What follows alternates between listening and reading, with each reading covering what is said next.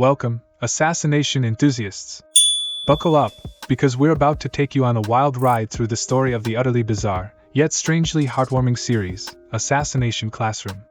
So, let's gather our anti-tentacle ammunition and dive into the unforgettable debut of everyone's favorite yellow, octopus-like creature, Koro-sensei. Our story begins in a gloomy classroom, the last place you'd expect to find an eccentric creature like Koro-sensei. As this odd, yellow fellow strolls in, the atmosphere in the room is as tense as a rubber band about to snap. The students leap to their feet, guns at the ready, and proceed to unload a barrage of bullets at their new teacher. But alas, Koro-sensei is too quick for these eager young assassins in training, and nobody lands a single hit. Koro-sensei isn't just any ordinary teacher. He's an alien-like being who's destroyed a whopping 70% of the moon, turning it into a permanent crescent. And he's got a doozy of a promise for Earth. He'll destroy our lovely planet in just 1 year. But hey, he's got a soft spot for education. So, in the meantime, he'll be the homeroom teacher for Class 3 at Kunijigakaka Junior High School. Now, Koro-sensei is no ordinary target. He's got more tricks up his tentacles than a magician's hat. This cephalopod-like creature can zoom around at Mach 20, dodging bullets with the same ease you or I would swat a pesky fly. But the government has promised the students a whopping 10 billion yen reward if they manage to assassinate their slippery, smiley-faced teacher before the year is up. And so begins the deadly game of cat and octopus. We mean cat and mouse. Understandably, the students are more than a little shocked by their new assignment. But they quickly learn that Koro-sensei isn't your average teacher, or alien, for that matter. He's incredibly skilled at teaching, dedicated to helping his students grow both academically and personally.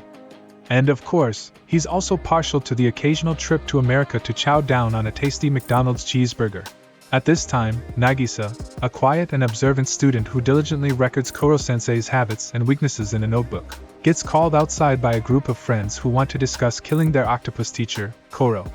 They give Nagisa a mysterious bag and leave, just as Koro returns bringing a massive missile as a gift from NASA. During class, Koro focuses on teaching about various cultural customs. Nagisa seizes his opportunity to strike. He sneaks up behind their tentacled teacher, brandishing a knife, but Koro-sensei senses the attack and blocks it with ease. Undeterred, Nagisa wraps his arms around Koro-sensei, revealing a grenade strapped to his chest. Boom! The explosion rocks the classroom and the other students cheer in delight over their dirty plan. But when the smoke clears, Koro-sensei and Nagisa are both unharmed. The teachers are less than thrilled with their students' lethal antics. In a flash, Koro-sensei zips off to visit the homes of the 3 students responsible for the plot, warning them that their homes won't be safe if they try anything like that again. Despite the fear he instills, Koro-sensei also praises Nagisa's clever assassination attempt, noting that he nearly got caught while accurately assessing each student's abilities. Now aware of Koro-sensei's morning habit of reading the newspaper on the mountain behind the school, Sugino and Nagisa decide to capitalize on this opportunity. They prepare an explosive baseball and hurl it in Koro-sensei's direction. But as usual, Koro-sensei catches it effortlessly, even retrieving a glove to do so. He then analyzes their strengths and weaknesses. This makes Sugino question his own throwing abilities. During class, Koro-sensei is shown to be a passionate teacher who genuinely cares about his students. He teaches with enthusiasm, and even finds time to fly to other countries for some post-class fun.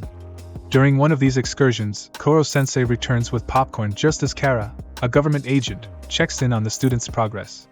By lunchtime, Sugino sits outside, feeling dejected about his throwing skills.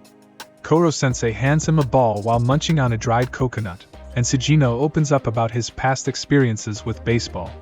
He explains how he was barred from participating in the sport after joining Class E, and how he performed poorly in previous games, making him extremely discouraged. In response, Koro-sensei grabs and fiddles with Suri, causing Nagisa to fear for his classmate's life. However, Koro-sensei is only checking and evaluating Suri's baseball abilities, demonstrating his genuine concern for his students' well-being and growth. Even though Sugino has shoulders weaker than a wet noodle, his wrists and elbows are as flexible as a gymnast.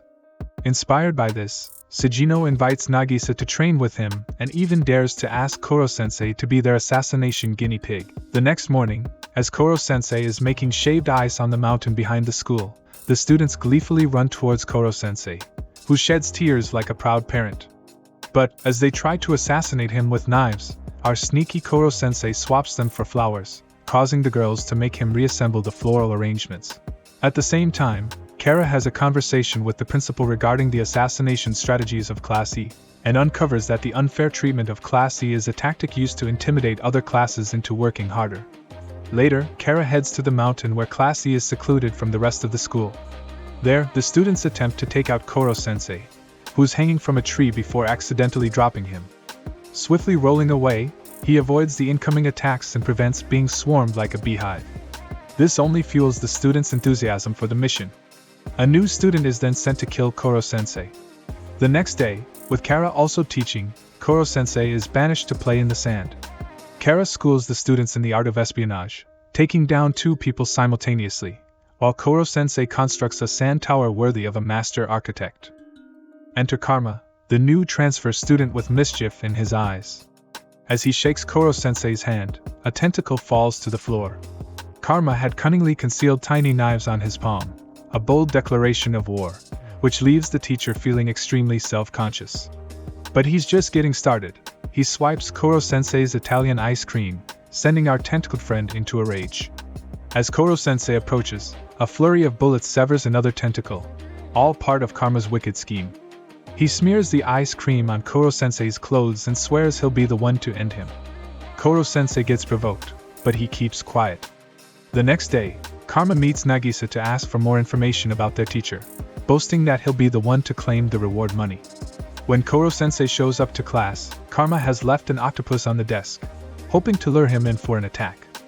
But Koro-sensei surprises everyone by turning the sea creature into a mouth-watering takoyaki, and even sharing some with Karma. Later, Karma pulls out a gun, but Koro-sensei snatches it away with ease and gives him a trendy manicure.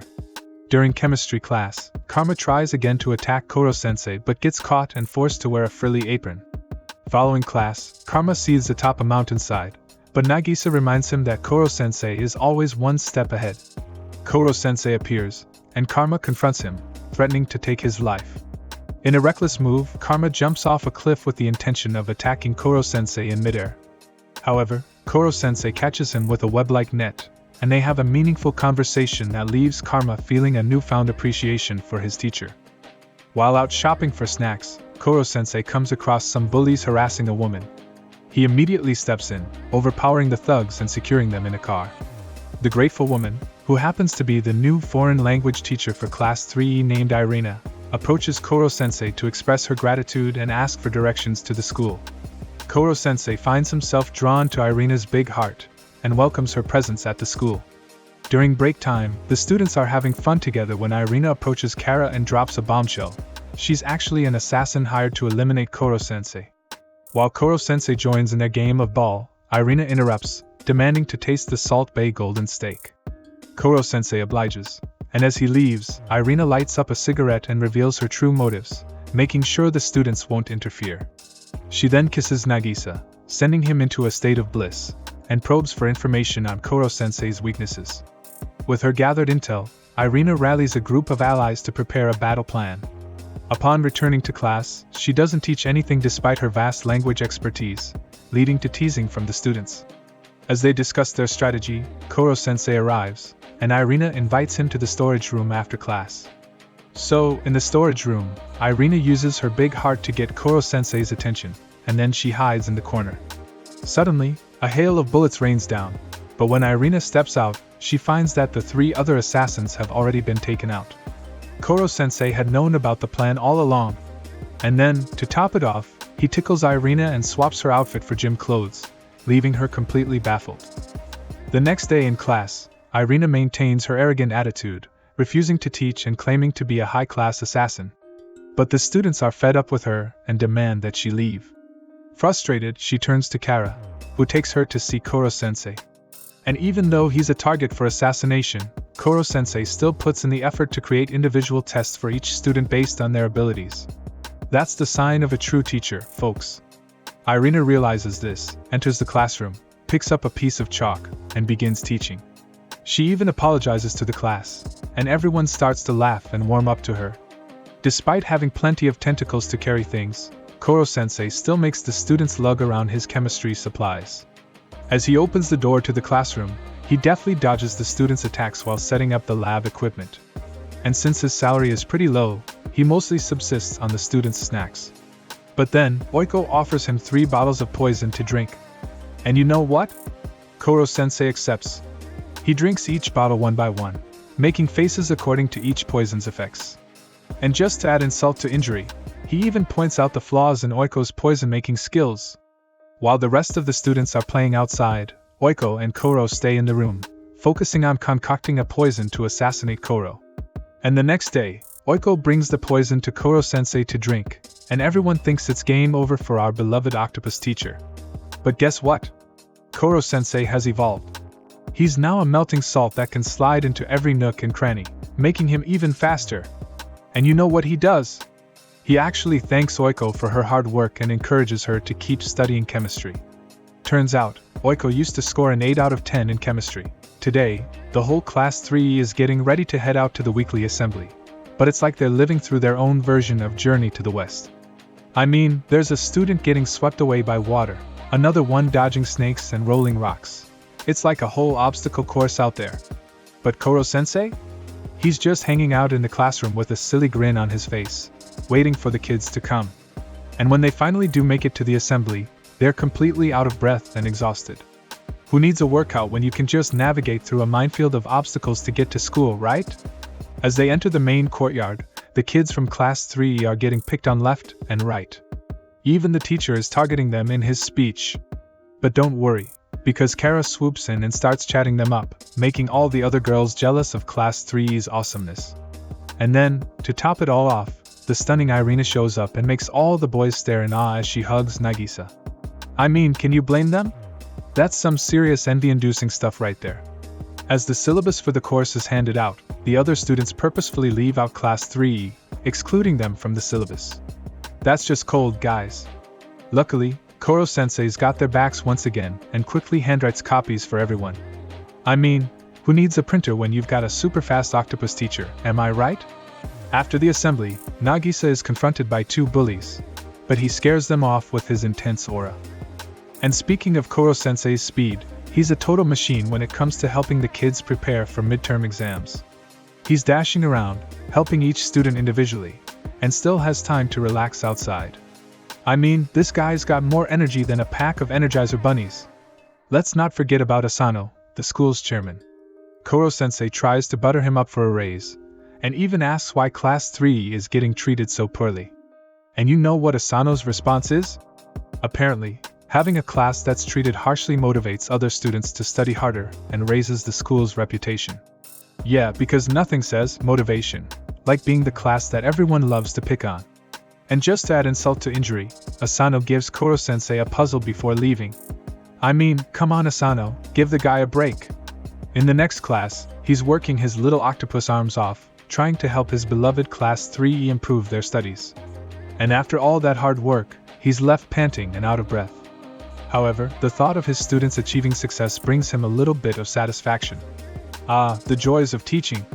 Koro decides to create a massive whirlwind on the school's field, which somehow transforms into a soccer field. I mean, what kind of octopus magic is that? He's trying to motivate his students for the upcoming midterm exams, and if they can't get into the top 50, he'll resign. That's some serious motivation right there. The midterm exam rolls around, and the questions are like a large monster attacking people. But don't worry, because it turns out to be a fish-like creature. I mean, who knew that Koro-sensei was also a fish whisperer? Anyway, the students work hard on the exam, thinking that everything will be fine. But alas, not all of them succeed. The exam scope had been expanded without notifying Class 3E, causing their scores to be high but not very good to be in the top 50. Dang it, bureaucracy! Koro-sensei had previously promised that if the students didn't rank in the top 50, he would quit teaching. Just as Koro-sensei is about to resign, Karma throws a knife at the board, presenting a stack of high-scoring tests. He tells everyone not to worry about the expanded scope because their skills are sufficient. The students then start taunting him, calling him a coward if he quits teaching. And you know what? Those taunts make Koro-sensei angry. And when he's angry, you do not want to mess with him. He decides to stay and teach them a lesson. Today, the Class 3 students are going on a field trip, and Koro-sensei decides to join them incognito. And Kara reminds everyone that their mission is to assassinate Koro, but the kids just want to have some fun. Koro hands out these thick guidebooks like they're some kind of survival guide for the trip, but honestly, they're more like a phone book. At the train station, the other classes are mocking Class 3E for having to sit in the cheap economy seats, but they're secretly jealous of Irina, the hot foreign language teacher. But Kara, the class rep, won't let her dress provocatively, which really upsets her. Anyway, they get on the train, and Koro is running late because he had to get his Starbucks fix. He ends up clinging onto the train for dear life, looking like a human barnacle. Unbeknownst to them, the students from other classes plan to target the girls while they are away. They finally get to their destination, and Koro is feeling a bit seasick. He lies down for a nap while dodging the kids' attacks. But little do they know, the students from other classes have stolen their itinerary and are planning to cause some trouble. The next day, everyone starts visiting famous sites and splits into groups. Nagisa's group gets ambushed by a gang of thugs. Karma tries to be the hero, but the rest of the gang manages to overpower the girls, leaving Karma unable to fight back. Nagisa's group gets beat up, and the two girls even get kidnapped, while only Oiko manages to escape. These thugs are specifically interested in Kanza, the former party girl. I mean, I know she's beautiful and all, but come on. These guys are like, "Boo, let's kidnap the hot one." It's like they're picking out a piece of meat at the grocery store or something. It's messed up. Let's talk about Koro's guidebook. It's like the ultimate survival guide for Class 3E. Need to deal with kidnappers? Check the guidebook. Need to take down some thugs? Check the guidebook. It's like a cheat sheet for life, except it's not cheating if it works, right? The girls who were captured are being harassed by the thugs, who are waiting for a photographer to come and snap some incriminating photos. But Nagisa's group is on the case, using Koro's book to track down the location and take down the photographer at the door. The thugs try to call for backup, but Koro-sensei has already shut that down. He goes all ninja on them, taking them out single-handedly, while Nagisa's group exacts revenge by hitting each thug with the guidebook. Who knew that book would come in handy for more than just studying? After the incident, everyone seems to bond even more, protecting each other like family.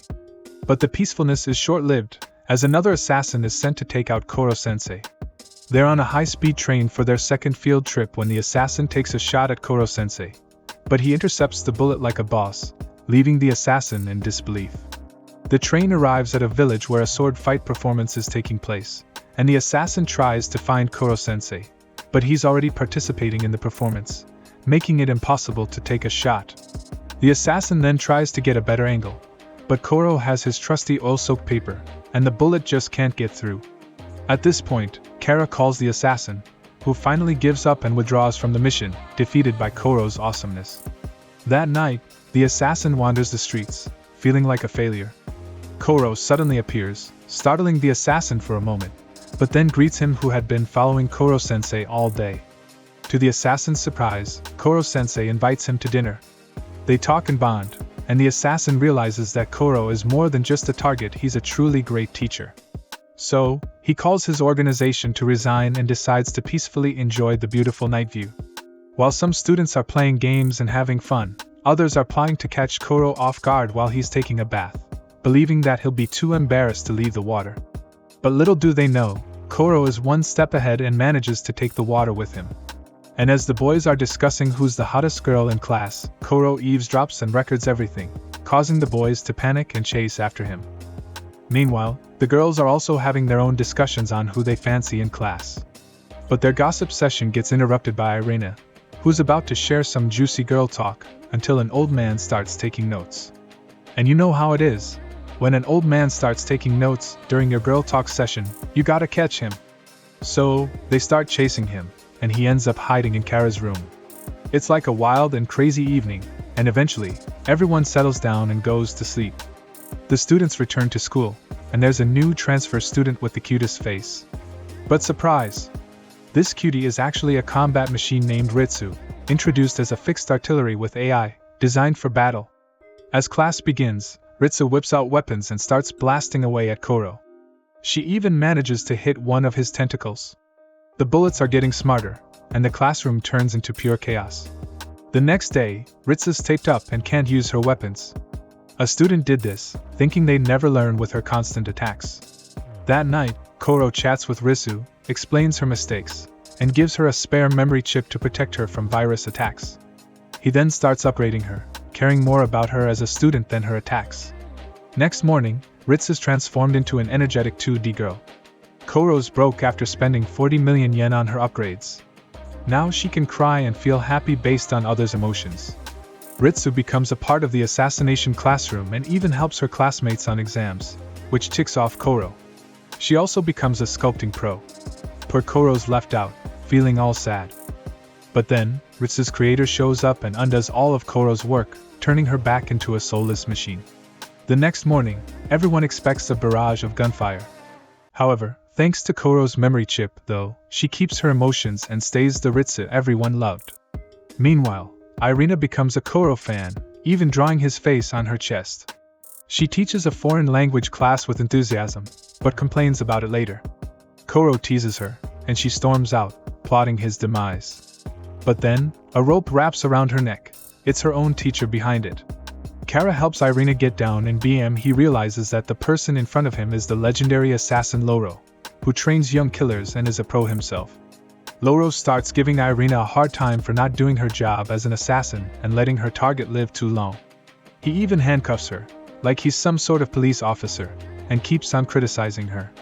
But then, out of nowhere, Koro pops up and suggests a game. Whoever kills Kara first gets to stay and the loser has to pack their bags and leave. And even though it's just a silly child's game, Loro accepts the challenge and leaves, while Irina is all confident that she's got this in the bag. The next morning, while Kara is teaching, Irina approaches him with a bottle of water. But something's off about the water, and Kara can tell. When he refuses to drink it, Irina starts to cry. Meanwhile, Loro's just standing in the corner, thinking his student is an absolute fool. In the teacher's room, while everyone is busy working, Loro suddenly attacks Kara. Despite Loro's experience as a former National Special Forces member, Kara manages to defeat him quickly, causing Loro to fail his mission. At this point, Koro then encourages Irina to stay and continue teaching the class. Later, Irina goes to the tree where Kara is sitting, removes her outer garment, and asks him to let her stab him just once to end the game. Swiftly, she uses a rope to trip him and stabs him with a plastic knife that is harmless to humans but effective against Koro. Seeing Irina's determination, Kara concedes defeat and allows her to stay at the school. Loro even admits his student's ability, and gives her some advice before leaving. Later that day, after class, Koro plans to go to the US to watch Iron Man. Karma and Nagisa ask to join him, and Ritsu also wants to come along. Koro allows them to enter his coat and flies off, protecting his students from the wind pressure. When they arrive, Koro provides translation devices and snacks for his students to enjoy the movie. They start watching the movie, and afterward, only the students are calm, while Koro is deeply moved by the film's protagonists. Koro then assigns an English presentation task to the two students who accompanied him to the movie. Meanwhile, in the forest, two strangers appear, and one of them is Koro's brother. Due to the humid air, Koro's head swells larger than usual, but he manages to drain the excess water. He then introduces the new student, and Ritsu boasts about his close-range combat skills. The class is dead silent when a mysterious, masked figure shows up, introducing himself as the guardian of the new student. But get this, the new kid doesn't just walk in, he bursts through the wall like a superhero. And then he announces that he and Koro are biological brothers, leaving everyone wondering how on earth a monster could have a normal human sibling. In class, Ito starts munching on sweets just like Koro and even shares the same taste in magazines, which makes the students buy into this whole brotherly love story. They're all imagining some heartwarming family sitcom. But here's the twist. After class, Ito challenges Koro to an epic classroom battle, with two simple rules. The battle has to be within the classroom and they can't hurt any students outside the room. The battle kicks off, and Koro loses a tentacle right away, leaving the students in shock. Ito's hair is just like Koro's tentacles. Talk about a family resemblance. Koro recalls something that really grinds his gears, but the battle rages on. Ito is relentless, wearing Koro down with attack after attack. But just when you think it's over, Koro gets all zen-like and turns the tables by chopping off Ito's tentacles using his students' knives. Koro wraps Ito in his own shed skin and tosses him out of the arena, claiming victory. But then, Ito makes a comeback, only to be knocked out by some mysterious stranger who swoops in and carries him away. Koro tries to stop the guy, but his tentacles start melting when he touches the man's clothes. After the match, Koro feels a bit sheepish, knowing everyone witnessed his inability to lay a hand on the mysterious man. Koro admits he's a lab experiment, not exactly news to his students, who already figure no ordinary person could be that strange. They realize Ito must be Koro's younger brother, another lab creation. Despite being a dangerous creature, Koro urges his students to train harder and try to take him out. And with that, he makes a bashful exit. One day, Sugino's crew strolls by the baseball field, and folks can't help but ask about Sugino, playfully poking fun at his demotion to Class 3E. They then challenge his class to a friendly baseball showdown. The whole class scrambles for a meeting, realizing that Shindo's class is like a pack of athletic lions super powerful. On top of that, Shindo's got a wicked throwing arm and brains to match his brawn. But Sugino's got a passion for baseball and refuses to back down. Seeing his determination, Koro gets all fired up and backs the entire class. When the big day arrives, Koro morphs into a baseball, giving his students the sign. In the first inning, a Class 3 student catches the ball, snatching the first base. One after another, the other members follow suit, taking over the remaining bases.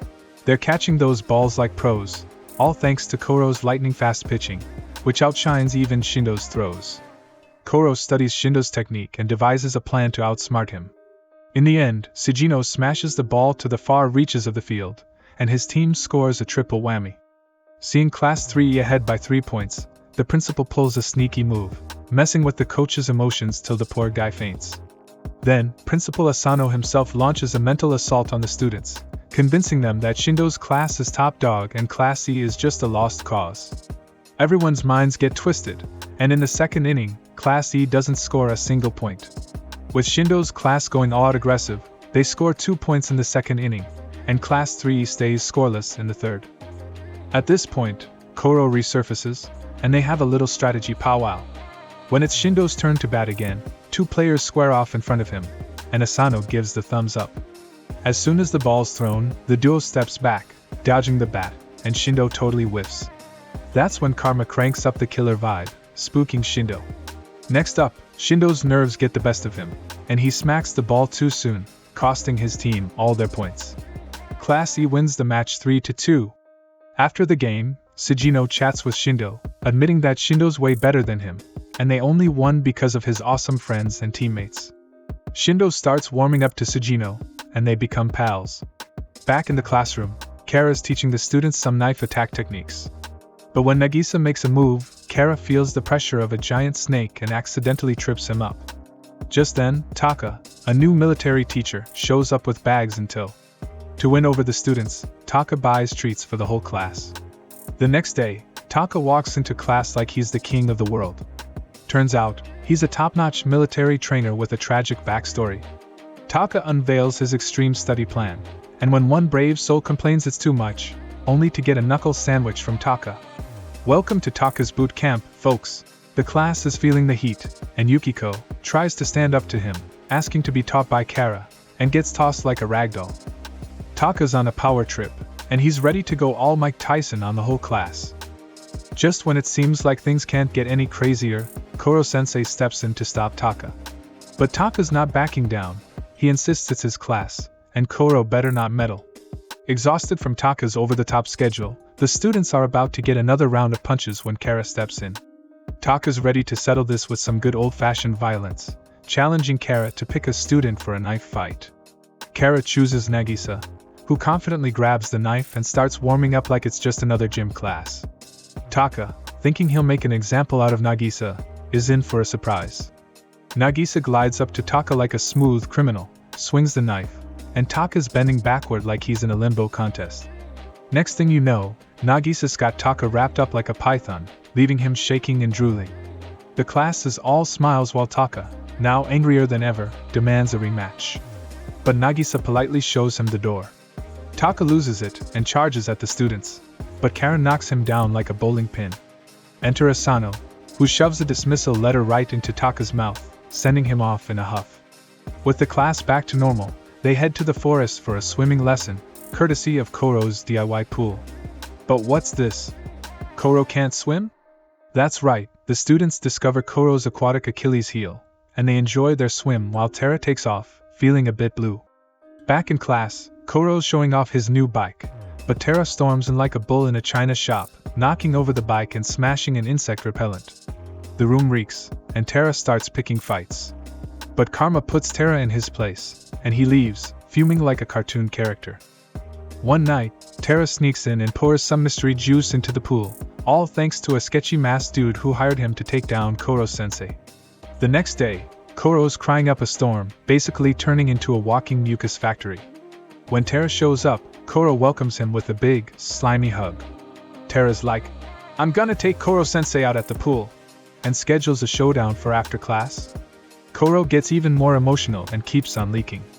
At the pool, Terra's got this flare gun, ready to signal the attack once everyone's in the water. But when he fires, the pool's dam goes bye, and the water sweeps the students away like they're on a wild water park ride. Terra's freaking out, thinking he didn't know about this, and it's not his fault. Meanwhile, Mr. Masked Man planned it all along.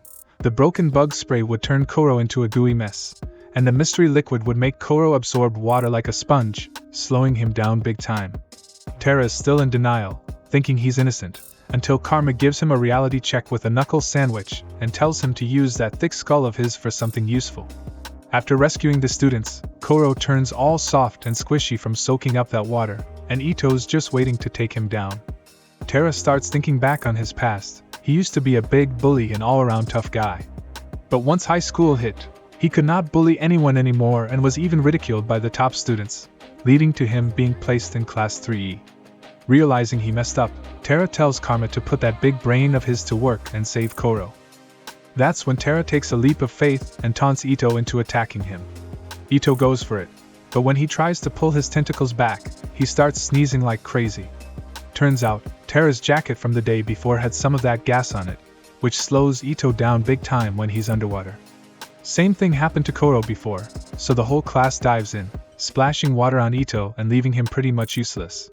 Eventually, both of them just take off. From that day on, Terra and his classmates start getting along way better. The big final exam is coming up, and Koro's going all out to help his students crack the top 50 in the school. He even says that whoever scores the highest in each subject gets to chop off one of his tentacles. The whole class is pumped, and they can't stop talking about it in class. Sugino gets a call from his buddy Shindo, who spills the beans about Class A setting up a study sesh with the school's Big Five, you know, those brainy geniuses everyone's always talking about. We've got Araki, the silver medalist from the last midterm, Zen, who's chillin' in third place, Koyama, our fourth-ranked smarty pants who's got a bone to pick with Terra for some old-school bullying, Cell, hanging out in fifth place, and then there's Gaku, the student council prez who just so happens to be the principal's kid and is nailing perfect scores across the board. These Big Five are on a mission to help Class A students understand every little thing, also they can make sure Class C never makes it back to the main campus. But Class C? They've got their eyes on the prize, acing each subject and getting a chance to snip off some of Koro's tentacles. Gaku decides to make things interesting by betting with his dad that he'll keep Class E out of the top 50. And you know, just to make things more fun, they throw in their own little side wager. Gaku's so confident, he even kicks a ball right into Asano's face as a challenge. Yeah, that's a brave move. Over in the library, the Big Five spot Class C students hard at work and can't help but poke fun at them, even shooing them away from the table. But Class C's not backing down. They accept the Big Five's challenge, saying the losers will have to do whatever the winners ask. The Big Five are shook by Class E's determination and scurry back to the classroom. But Gaku's all happy because this is just what he wanted. He's like, come on guys, let's win this thing. Back in the 3E classroom, Koro's still teaching away, getting those kids prepped for battle. Meanwhile, around the school, staff members look like they've been hit with some magical chill-out potion and are working like crazy. Finally, the day of the final exam arrives. One kid teases Rio, who gives him a nosebleed with a well-placed poke.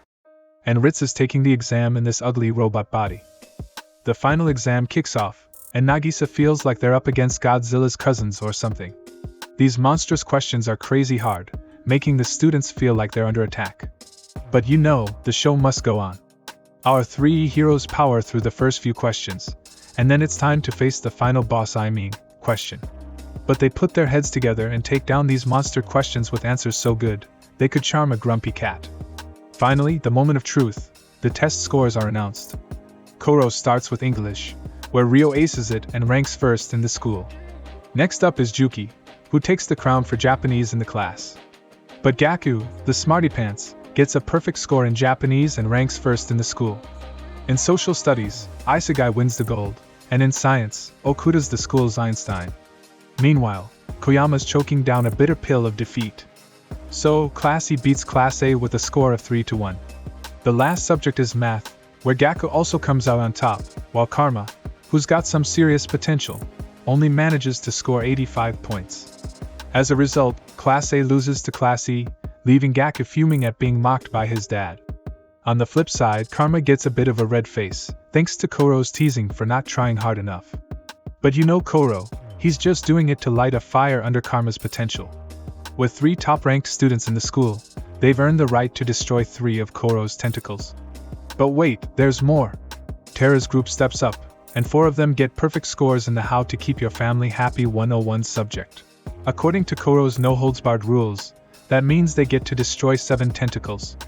Hearing this, our slimy old man starts worrying about his future as an octopus.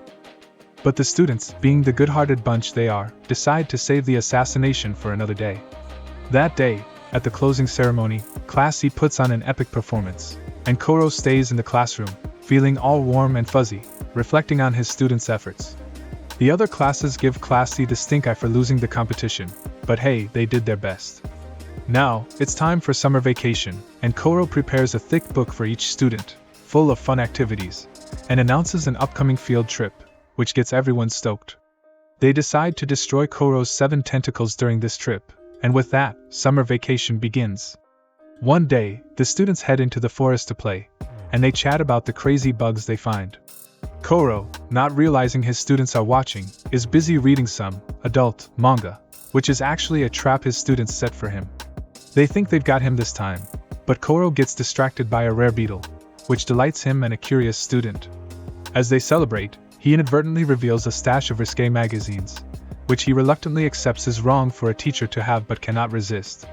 However, everyone forgets about the risque magazines.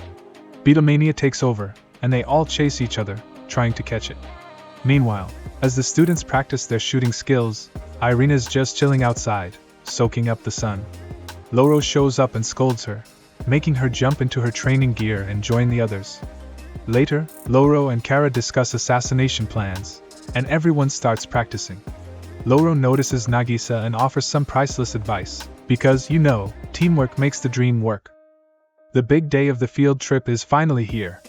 Koro gets his usual case of motion sickness, while the students are all pumped up for some fun in the sun. They arrive at their destination, guzzle down some free drinks, marvel at the ocean, and let loose. They go paragliding, snorkeling, and even play a little game called Explore the Mysterious Forest. By the evening, Koro's looking like a charred hot dog, but luckily, he can just peel off his burnt skin to reveal a fresh layer underneath. He saves this trick for emergencies, though, and sits there, contemplating his life choices. The students start chowing down, and they lure Koro into a cute little seaside shack with one thing on their minds: assassination. They kick things off with a movie, and Koro can't help but notice 2 students armed and ready outside the window. But he's got to focus on the TV, because this is no ordinary film. Oh no, this is a full-blown Koro expose. For the next hour, Koro watches himself in awkward situations, like dressing up as a girl to sneak into the ladies' room, splitting himself up to score free wet wipes, and pretending to be a chef for a free meal, and so on. His embarrassment grows with every new scene, and just when he thinks he can't take anymore, he notices the tide has risen, and seawater is tickling his tentacles. That's when the students make their move. They shoot down 7 of Koro's tentacles and blow apart the little hut using jet skis. They then use flyboards to create a watery cage around Koro. With their target trapped, the students launch a full-on attack. Turns out the 2 people on shore were just decoys, and the real action is happening underwater. In the end, 2 bullets fly straight at Koro's face, causing a huge explosion. But wait! Koro has transformed into a ball, protected by an indestructible material. The catch? He's stuck like that for 24 hours before he can recover. Since they can't physically mess with Koro, Karma decides it's time for some good old-fashioned mental torture. Koro's feeling pretty frazzled, but he still manages to compliment the class on their impressive assassination attempt. I mean, they did better than a national elite force, right? Still, the students can't help but feel bummed that their most detailed plan failed so easily. As they chat and analyze, Nagisa notices that everyone looks wiped out. Then, one by one, students start collapsing, with nosebleeds, vomiting, and high fevers. That's when Kara gets a mysterious phone call. The stranger on the line claims they've infected the students with an artificial virus and demands Koro in exchange for the antidote. Talk about a major plot twist. With no time to lose, Nagisa and another healthy student are chosen to deliver Koro. But Koro and Ritsu have a plan up their sleeves. It turns out Ritsu has the blueprints of the hotel where the evil dude with the antidote is staying, and Koro wants the healthy students to sneak in and grab the antidote themselves. First, they've got to climb a mountain. Kara worries the students won't make it, but surprise! They're like Spider-Man on steroids. Seeing their determination, Kara decides to roll with the plan. Everyone races up the mountain, with Kara huffing and puffing at the back, hauling a heavy load. Once they reach the top, Ritsu displays the hotel layout and points them to the top floor where the antidote is stashed. As they sneak inside, they encounter a bunch of guards on the first floor. That's when Irina steps up and works her magic, distracting the guards with her charm, beauty, and some casual piano playing. Meanwhile, the rest of the crew tiptoes up to the second floor, ready to continue their daring rescue mission. Kara tells everyone that since they're in this swanky hotel for the rich kids club, they've got to put on their meanest faces to avoid suspicion. The whole crew looks like they haven't gone to the bathroom in days. Meanwhile, the healthy students are doing their best to take care of their sick pals. As they reach the second floor, they bump into this sketchy guy who starts spraying poisonous gas like he's in a bad action movie. Kara pushes two students back, but ends up getting a face full of the stuff and is temporarily paralyzed. Suddenly, it all clicks: this guy's been handing out free water to the class. They realize that he's the poison distributor, and the virus came from the water he gave them. Kara's all wobbly from the poison, but when the guy tries to leave and report to his boss, the students block his path. Even in his weakened state, Kara manages to knock the guy out with a single kick. The students tie him up and stash him under a table. Now, with Kara almost out of the game, it's up to the students to step it up. And of course, Koro can't resist teasing them in the middle of all this chaos, making everyone want to find a way to get back at their lovable, yet annoying, teacher. In the boss's room, there's another assassin with a strange love for the smell of guns. He can't eat anything without it. The boss offers him a ridiculously long water gun to satisfy his weird craving. Just kidding! Back in the hallway, yet another assassin shows up and confronts the students. Seeing Kara weak from the poison, the assassin gets bored and tries to report to his boss. But Karma ain't having it.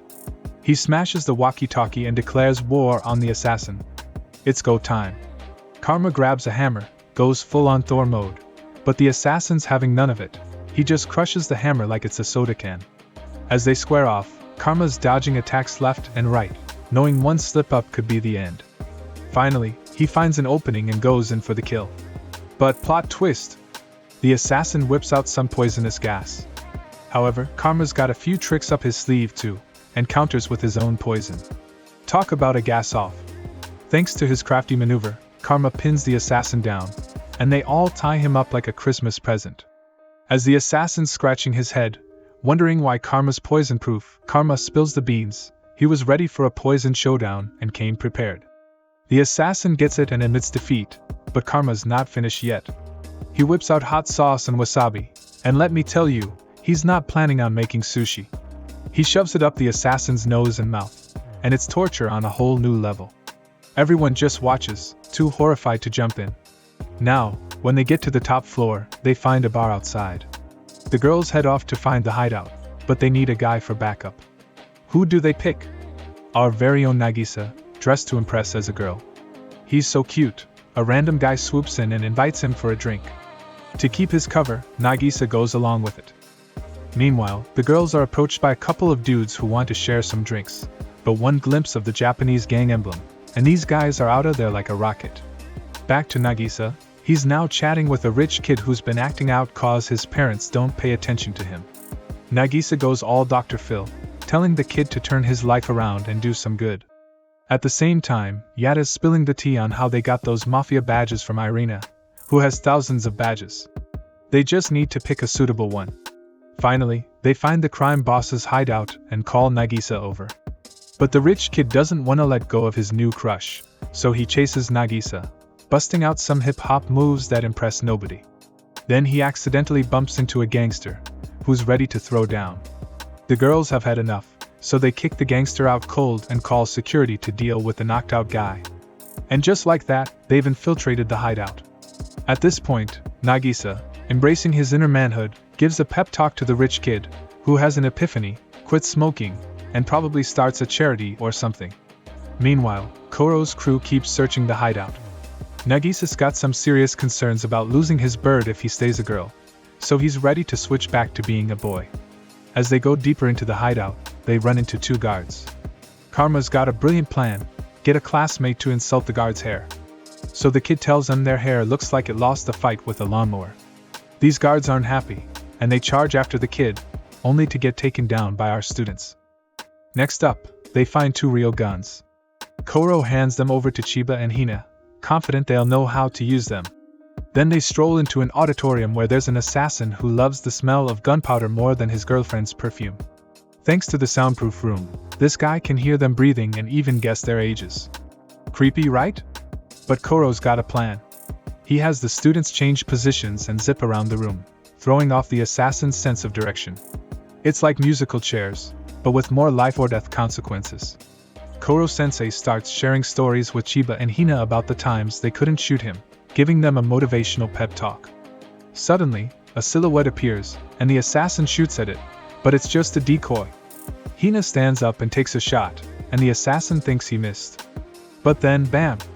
A massive light fixture falls on him, and as he tries to shoot back, Chiba shoots the gun right out of his hand. Our crew rushes in, capturing the assassin like it's an action movie. Meanwhile, Kara's back to being 50% superhero, easily taking down guards left and right. Nagisa notices Tara's got a fever but wants to keep it hush-hush. They break into the crime boss's room and find the antidote suitcase, but it's got a bomb attached and the remote control is nearby. As Kara gets the students ready for an epic showdown, the crime boss starts scratching and tossing remote controls around like they're confetti. Surprise, surprise, it's their old teacher, Taka. He's got a dastardly plan to bury Koro and two students alive with a mountain of bombs, so when Koro gets back to normal, boom! Explosion City. Taka's got dreams of regaining his pride and turning the students into his minions. The poor guy's been the butt of jokes in the villain community ever since he lost to a high schooler. The itch of humiliation is driving him nuts. He's laser-focused on getting revenge on Nagisa. At this time, he challenges Nagisa to a one-on-one duel, threatening to destroy the antidote. Nagisa steps up, and Taka throws him a knife. They're going all out for this rematch, with Taka even demolishing a bridge to make sure no one interferes. And then, to add insult to injury, he forces Nagisa to kneel and apologize. Nagisa, with no other option, gets down on his knees and apologizes, even if it means being a human doormat. But Taka's not satisfied. He detonates the antidotes, cackling like a man at Nagisa's horrified face. Nagisa gets fired up to take Taka down, and that's exactly the reaction Taka wants. But wait! Tara steps in, chucking an electric baton at Nagisa's back, and warns him not to kill Taka, or else he'll miss out on the 10 billion yen jackpot for a successful assassination. Tara tells Nagisa to beat Taka within an inch of his life instead. With renewed determination, Nagisa picks up the baton and hooks it on his pants. Taka dangles another antidote in front of him, promising it can cure 3 people if Nagisa wins. The stakes are high, and Nagisa's struggling against Taka's superior skills. But then Tara reveals Nagisa's secret weapon, a technique taught by Loro during a school visit. Nagisa recalls Loro's instructions and coolly advances on Taka, who's quaking in his boots. With a quick move, Nagisa drops the knife, claps loudly, and Taka panics, toppling backward. Nagisa takes the electric baton and gives Taka a little zap. Nagisa finally lets it all out, telling Taka everything he's been holding in, and then zaps him one more time, knocking him out cold. Nagisa wins, but there's still not enough antidote to save everyone. Just when things look bleak, 3 other assassins show up and spill the beans: the virus, is just food poisoning that'll wear off in 3 hours.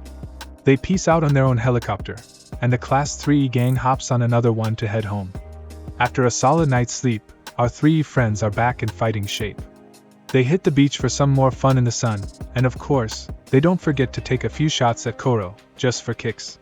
With their trip behind them, a new semester begins. That's all, folks. If you enjoyed the story, don't forget to like, share, and subscribe to the channel to stay tuned for the next part. Goodbye, and remember, you're always welcome here.